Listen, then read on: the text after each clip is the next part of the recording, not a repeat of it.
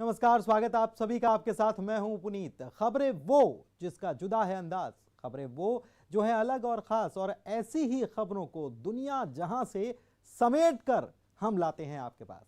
इनमें कुछ खट्टी हैं तो कुछ में भरी है मिठास, और इसलिए तो कहते हैं ये खबरें हैं जरा खास। तो चलिए देर कैसी, शुरू करते हैं खास खबरों का खास बुलेटिन, खबरें जरा हटके।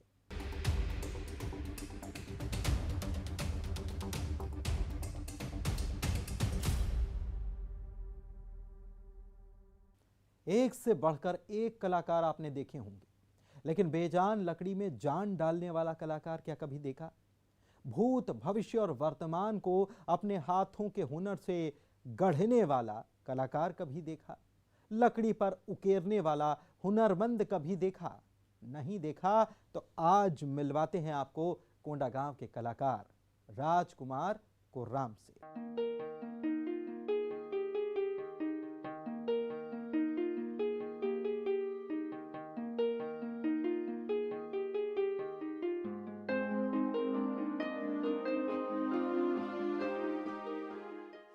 कोंडागांव जिले के एक छोटे से गांव कुसमा में रहने वाले ये हैं शिल्पी राजकुमार कोर्राम।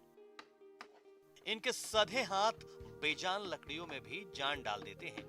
राजकुमार को प्रकृति से बचपन से लगाव है और ये किस्से कहानियों को लकड़ी के खंभों में उकेरने का हुनर रखते हैं। पहले तो ऐसा मैंने छोटाई पर काम करता था, माड़िया माड़िन या भगवान के ऊपर फोटो देखकर, पर 1997 से हमें खुद अपने आप काम करने के लिए प्रोजेक्ट नहीं मिला। वहाँ से मैंने ये बड़ा काम किया और बड़ों से मैंने सुना था, बड़ों सियान सज्जनों से आदिमानव की कहानी, तो मैंने वही आदिमानव की कहानी ही शुरू किया मैंने खंबा के ऊपर, और वहाँ से मैं आगे बनाते बनाते बनाते आगे जा रहा हूँ। अभी तक 30 खंबा के ऊपर तक काम किया हूँ।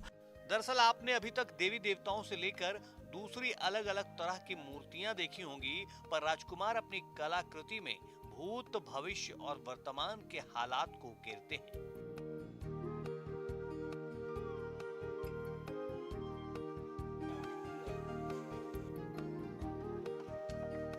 राजकुमार ने महज 5वीं तक की पढ़ाई की है, लेकिन कहते हैं कि 45 साल की उम्र में समय को बदलते देखा है। जो लोगों से सुना समझा है उसे ही अपनी शिल्प कला में उकेरता हूं। कामों के ऊपर मैं ये चीज दर्शा रहा हूँ कि बीते हुए समय में जो मैंने सुना हूँ, देखा हूँ, समझा हूँ, पढ़ा हूँ, और आज के परिस्थिति और आने वाले भविष्य को मैं पूरी तरह से अंदाज तो नहीं लगा सकता, पर कुछ हद तक अंदाज लगाकर मैं अपने कामों में दर्शाता हूँ और आगे संदेश देने का कोशिश मेरा रहता है। मैं 40-45 साल जिया हूँ, उस समय क्या था, आज क्या है, और आने वाले 45-50 साल में कैसा बदलाव होगा, वो मुझे कहीं ना कहीं थोड़े थोड़े नज़र में दिखाई देता है। इसको भी मैंने अपने काम में दर्शाता हूँ। यही मेरा कला का उद्देश्य है। राजकुमार ने अपने घर का रंग रोगन भी इस तरह चित्रकारी से की है कि हर आने जाने वाले की नजर उनके घर पर टिक जाती है।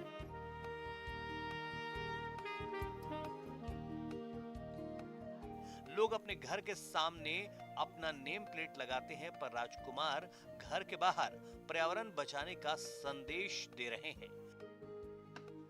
राजकुमार कहते हैं कि एक कोशिश है कि आने वाली पीढ़ी के लिए कुछ छोड़ जाऊं। ये सारी चीज़ जो लिखा भी है, साइन बोर्ड जैसा पोस्टर बनाया हूँ, उसमें भी संदेश देने का कोशिश है, ताकि आज के पढ़े लिखे युवा बच्चे, वो माँ बाप तो नहीं पढ़ पाए पर आज के बच्चे पढ़ सकते हैं, इसलिए मैंने साइन बोर्ड ने भी लिख कर उसमें टांगे हुए हैं, ताकि ज़्यादा से ज़्यादा लोग समझें, पर्यावरण को बचाएं, प्रकृति को बचाएं, तो ज़्यादा महत्व होगा। राजकुमार कोर्राम के हुनर को जिसने भी देखा वो कायल हो गया, क्योंकि नाम के मुताबिक ही राजकुमार कला के राजकुमार हैं।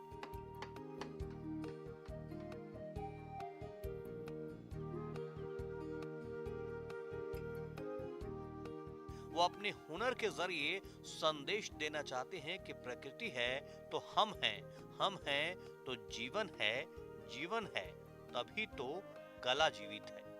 कला वो होती है जिसमें कोई ना कोई संदेश छुपा होता है। कलाकार वो होता है जो अपनी कला से लोगों को संदेश देता है, लोगों को जागरूक करता है। पर आज बदलते समय में लोगों ने कला को अपनी कमाई का जरिया बना लिया है। पर यहाँ एक कलाकार ऐसे भी हैं जो किताबी ज्ञान में काफ़ी पीछे हैं, पर अपनी शिल्प कला से बड़े बड़े संदेश देकर लोगों को जागरूक कर रहे हैं और ये बता रहे हैं कि पर्यावरण और प्रकृति से प्यार करें, तभी हमारी ज़िंदगी है और यही प्रकृति हमारी जान है। कोंडागांव से न्यूज़ 18 के लिए विवेक श्रीवास्तव। शराब ने कई घरों का सुकून छीन लिया, लेकिन धमतरी के एक गांव में लोगों ने शराब के खिलाफ जंग जीती है। 33 दिनों से चल रहे आंदोलन के बाद प्रशासन को शराब की दुकान आखिरकार बंद करनी ही पड़ी, और वो भी 2 अक्टूबर यानी गांधी जयंती के एक दिन पहले।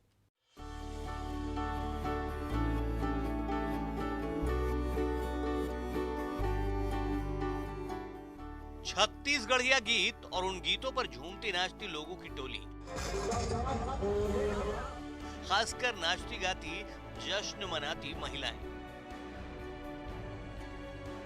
तस्वीरें देखकर आपको ऐसा लग रहा होगा किसी शादी समारोह का जश्न है या फिर किसी नेता मंत्री का दौरा है, लेकिन ऐसा बिल्कुल नहीं है। ये तो जीत का जश्न है, उस जीत का जो 30 से 33 दिनों के आंदोलन के बाद मिली है। यह धमतरी के सोरीद वार्ड में शराब दुकान बंद होने के बाद का जश्न है।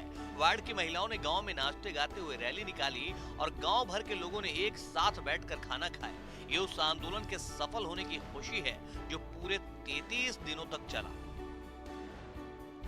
32 दिनों तक आंदोलन किए हैं, जिसका परिणाम आज हमको सफलता हासिल हुआ। आज सूरी शराब दुकान सुबह 9 बजे से बंद है, शटर बंद है, ताला लग गए हैं। यहाँ जितने भी शराब की पेटियाँ थे उसको विभाग द्वारा वापसी अन्यत्र स्थान में ले गए हैं। विभागीय अपने जो शराब दुकान की स्टॉक रखने वाले एरिया में, और हम लोग खासकर शासन प्रशासन और जो हमारे वार्डवासी हैं, सूरी जोधापुर वार्ड, डाक बंगला वार्ड, बागतरी के जितने माता बहनों नौजवान साथियों का हम समस्त आंदोलनकारी धन्यवाद ज्ञापित करते हैं। इस आंदोलन में बहुजन समाज पार्टी भी पूरे 30 दिन तक धरने पर बैठी। एक दिन जल सत्याग्रह किया गया, एक दिन बीजेपी महिला मोर्चा भी धरने में शामिल हुआ, जबकि स्कूली बच्चों ने भी एक दिन की पाठशाला लगाई। आखिरकार प्रशासन को दुकान बंद करने पर मजबूर होना पड़ा। अगस्त से हम लोग यहाँ अनिश्चितकालीन हड़ताल में बैठे थे समस्त वार्डवासीगण, और शुरुआत में हम लोग शांतिपूर्वक तिलक लगाकर शराब प्रेमियों का स्वागत किए। उसके बाद हम लोग सरकार द्वारा जो शराब प्रेमी को शराब पिलाने की जगह हम लोग दूध पिलाने का काम किए। उसके बाद जल सत्याग्रह किए और आगे और कड़ी में आंदोलन के हम लोग सद्बुद्धि शासन प्रशासन को सद्बुद्धि देने के लिए यज्ञ सद्बुद्धि यज्ञ किए।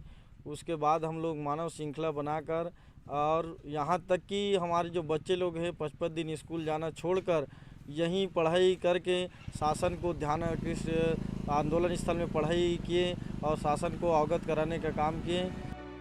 दरअसल आरडी के सरकारी स्कूल के पास इस दुकान के खुलते ही विरोध शुरू हो गया था। बाद में बहुजन समाज पार्टी ने वार्ड वासियों के साथ यहाँ 33 दिनों तक धरना प्रदर्शन किया। इस धरने के चलते शराब दुकान में ग्राहक आना बंद हो गए, जिसे देखते हुए गांधी जयंती के एक दिन पहले दुकान को बंद कर दिया गया।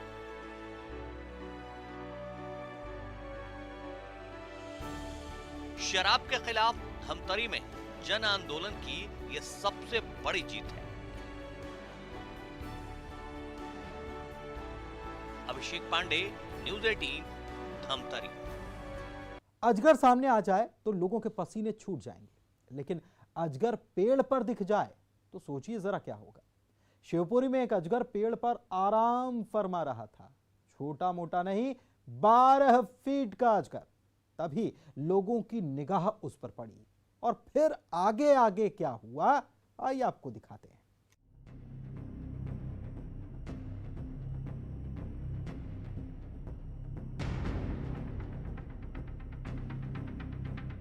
यूकेलिप्टस के इस पेड़ को सरसरी निगाह से देखेंगे तो शायद कुछ खास दिखाई भी ना दे जो हम आपको दिखाना चाहते हैं। अगर हम कहें कि इस पेड़ पर एक अजगर आराम फरमा रहा है तो शायद अजगर को खोजना आपको एक पहेली लगे।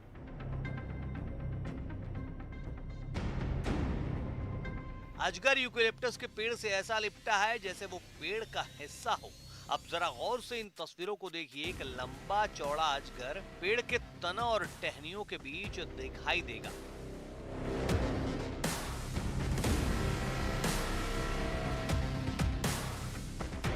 दरअसल शिवपुरी के सिंधिया ट्रस्ट की एक रिहायशी कॉलोनी के पास लगे यूकेलिप्टस के पेड़ से लिपटा 12 फीट का अजगर स्थानीय लोगों को दिखाई दिया।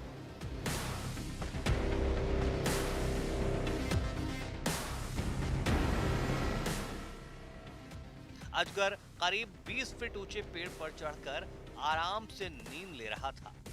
रिहायशी इलाका था, इसलिए लोग कोई रिस्क नहीं लेना चाहते थे। तत्काल नेशनल पार्क प्रबंधन को इसकी खबर की गई। इसके बाद रेंजर सांप पकड़ने वाले एक्सपर्ट को लेकर मौके पर पहुंच गई और अजगर का रेस्क्यू शुरू किया गया। लेकिन इसके लिए अजगर को पहले पेड़ से नीचे उतारना जरूरी था।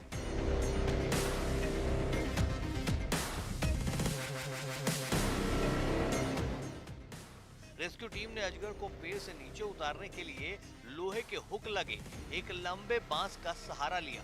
टीम का एक सदस्य पेड़ के पास बनी एक दीवार पर चढ़ा और अजगर को नीचे गिराया। इसके बाद अजगर का रेस्क्यू किया गया। अजगर करीब 12 फीट लंबा था।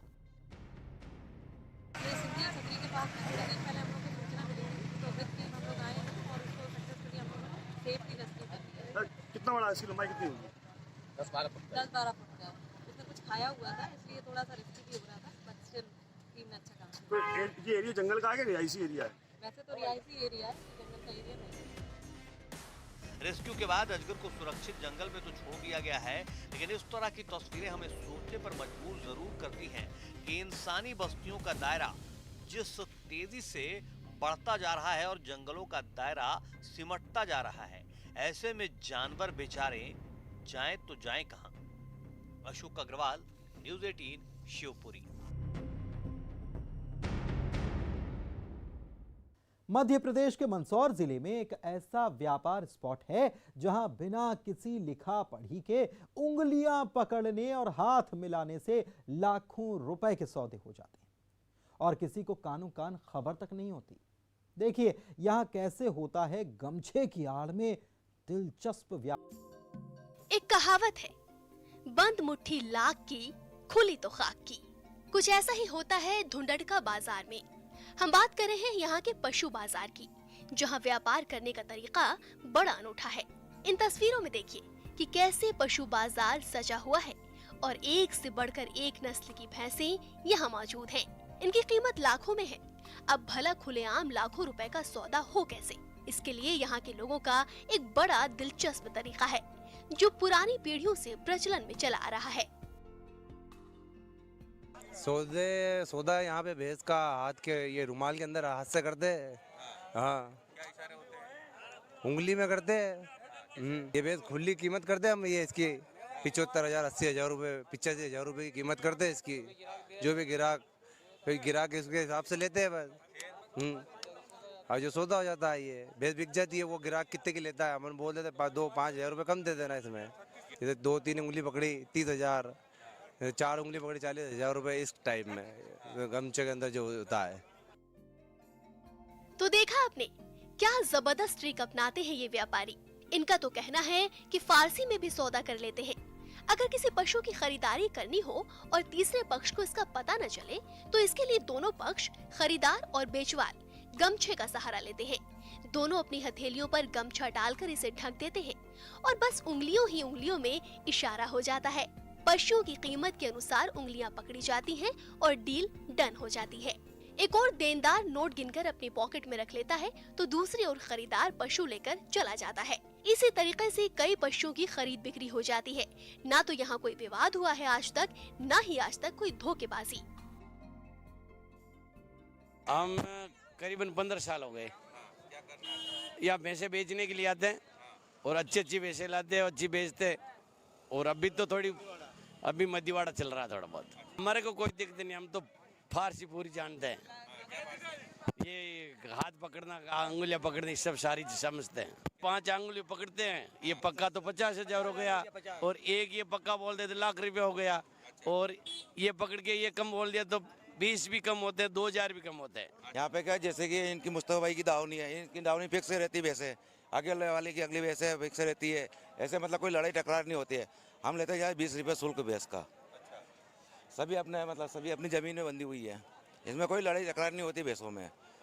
जैसे कि ये भैंस 80,000 की है, इनको 77 में देना है तो मतलब 2 उंगली या आधी उंगली पकड़ के इनको 77 में सौदा तय हो जाता है, ये बेच देते हैं। लाख की भी बिकती है, 1.25 लाख तक भी बिकती है। धुंधटका गांव में अभी केवल ग्राम पंचायत है, लेकिन लगभग 50 सालों से यहाँ पशु बाजार लग रहा है, जिसमें मध्य प्रदेश, राजस्थान, पंजाब, महाराष्ट्र, गुजरात तक के पशु व्यापारी यहाँ आते हैं और पशुओं की खरीद बिक्री भी करते हैं। बहरहाल हजारों पशुओं के व्यापार से जहाँ एक और ग्राम पंचायत को आमदनी होती है, तो वहीं गांव में भी हर रविवार को रौनक बनी रहती है। साथ ही साथ व्यापार का सिलसिला भी जारी रहता है। हम इस समय मौजूद है मध्य प्रदेश के मंदसौर जिले के धुंधड़का के पशु हाट में, और यहाँ पर भैंसों का सौदा हो रहा है, लेकिन पर्दे में हो रहा है। पर्दे में देख लीजिए, आपके दोनों के हाथ मिले हुए हैं और हाथ के अंदर इशारे हो रहे हैं। बताइए कैसे? 50 की भैंस 55 में दे देते हैं। जैसे 5 अंगली पकड़ लो तो 50, 5 डबल पकड़ लो तो 55,000 हो जाते हैं। क्या क्या इशारा हो रहा है अंदर? हाँ सही है, 50 का महीने हो दो 55 लगा दिया करें, 60 लगा लिया। यहाँ पर लाखों के सौदे बंद मुट्ठी में हो जाते हैं और इशारों में पर्दे में सौदे हो जाते हैं। नरेंद्र धनोतिया, न्यूज़ 18 मंदसौर। यहाँ वक्त एक छोटे से ब्रेक का हो चला है। खास खबरों का खास बुलेटिन खबरें जरा हट के जारी है।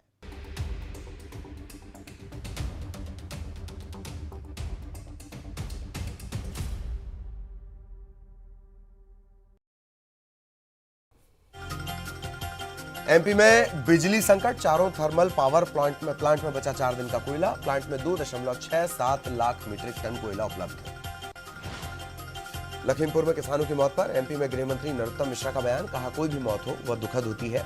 वहां के मुख्यमंत्री ने पूरी घटना की जांच के आदेश दिए हैं। पूर्व मंत्री तरुण भनोत ने यूपी सरकार पर साधा निशाना। लखीमपुर खीरी की घटना की निंदा करते हुए कांग्रेस नेता ने बीजेपी को किसान विरोधी बताया। लखीमपुर खीरी की घटना को लेकर राष्ट्रीय किसान मजदूर महासंघ के राष्ट्रीय अध्यक्ष शिव कुमार शर्मा का बयान, कहा घटना के विरोध में किसान संगठनों का आंदोलन होगा। अरुण यादव के चुनाव नहीं लड़ने की घोषणा के बाद उनके घर पर लगा समर्थकों का जमावड़ा। अरुण यादव को चुनाव लड़ने के लिए मनाने को लेकर पहुंचे समर्थक।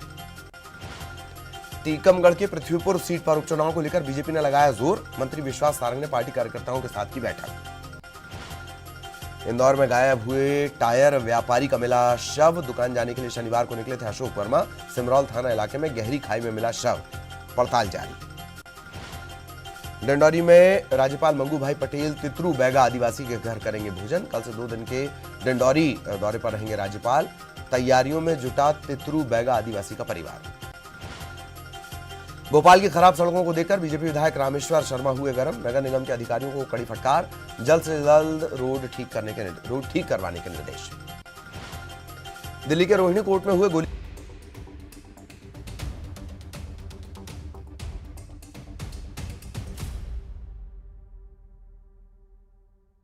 और ब्रेक के बाद आपका स्वागत है। आप देख रहे हैं खास खबरों का खास बुलेटिन खबरें जरा हट के। आइए बढ़ते हैं।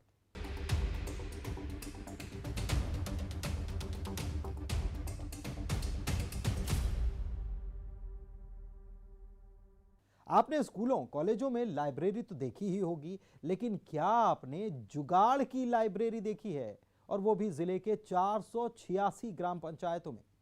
देखिए कैसे रद्दी में पड़ी ये किताबें न सिर्फ लाइब्रेरी के अलमारी में सजी हैं, बल्कि गांव के बच्चों के साथ ग्रामीणों का ज्ञान वर्धन भी कर रही हैं।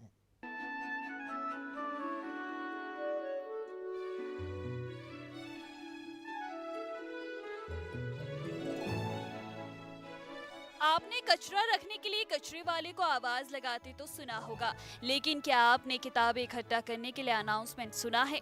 नहीं ना, दरअसल हम बात कर रहे हैं एमपी के मंडला जिले की, जहां मंडला कलेक्टर की नई पहल से अब गरीब और समाज का निम्न तबका पढ़ सकेगा और आगे बढ़ सकेगा। ज्ञान रथ नाम की ये गाड़ी हर रोज अब कचरा नहीं, किताबों को इकट्ठा करने का काम करती है। गांव-गांव, शहर-शहर घूमकर हर घर से किताबों को लेकर नगर पालिका में रख रही है। इसके बाद इन किताबों को ग्राम पंचायतों में ले जाकर एक लाइब्रेरी में रखा जाता है। किताबें पढ़ने वाले लोग अब हर तरह की किताबों का आनंद ले रहे हैं। लाइब्रेरी में 11 बजे से 4 बजे के बीच आप किताबें पढ़ सकते हैं। और जो हमारी पाठ्य पुस्तक की जो पुस्तकें रहती हैं, जो कि घर में हम अधिकतर कबाड़ियों को देते हैं या फिर किन्हीं दूसरी जगह पे दे देते हैं, उससे अच्छा ये प्रशासन की जो एक पहल हुई है कि हमारी पुस्तकों को कोई दूसरे विद्यार्थी जिनको ज़रूरत है, जिनको ये चाहिए पुस्तकें, वो हम इनको दे रहे हैं, जिससे कि वो अपना विद्या का कार्य कर सकें और अपने परीक्षा की तैयारी कर सकें। यहाँ पर जो रथ है तो उसमें हम पुस्तकें दान कर रहे हैं, जिससे कि जो बच्चे जिनके पास पुस्तकें नहीं है, माता पिता जिनके नहीं दे पा रहे हैं उनको पुस्तकें, उन्हें हम ये दान कर रहे हैं, जिससे कि वो पढ़ सके और आगे बढ़ सके। कलेक्टर के मुताबिक इस पुस्तकालय का मकसद हर गांव में एक ऐसा पॉइंट बनाना है जहां हर ग्रामीण अध्ययन कर चर्चा कर सकें। ऐसे कई गांव हैं जहां लोग रुपए और सुविधाओं के अभाव में पेपर नहीं खरीद पाते। इसको देखते हुए कलेक्टर ने इसे फ्री में देने का फैसला किया। इसके अलावा ये पुस्तकालय महिला ज्ञानालय के रूप में काम करेगा, जहाँ गाँव और शहर की शिक्षित महिलाएं बाकी महिलाओं को पढ़ा सकें। जी योजना जिला प्रशासन की योजना है। इसमें हम पूरे मोहल्ले में घूम के और ज्ञानवर्धक पुस्तकें, जो भी पुस्तक हैं, उनको एकत्रित करके, पुस्तकों को एकत्रित करके पुस्तकालय में धरेंगे। यही योजना है जी। मंडला कलेक्टर की ये पहल वाकई काबिले तारीफ है। इस पुस्तकालय से लोगों को फ्री में ज्ञान तो मिलेगा ही, इसके साथ ही इसका सबसे बड़ा फायदा दूर रहने वाले ग्रामीणों को भी होगा। मंडला से कृष्णा साहू की रिपोर्ट, न्यूज़ 18। भारत में दोपहिया वाहनों का सफरनामा शायद ही आपको पता हो, लेकिन अब इसकी शुरुआत हो चुकी है। पुणे में इन दिनों विंटेज टू व्हीलर्स की प्रदर्शनी लगाई गई है। यहां आपको विश्व युद्ध तक के दोपहिया वाहन देखने को मिल सकते हैं।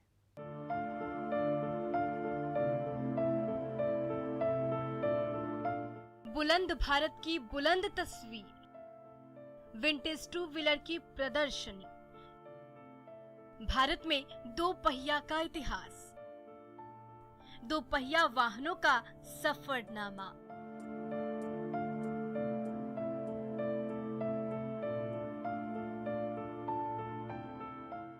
हमने आपने पापा या बाबा के पुराने दो पहिया वाहन देखे होंगे।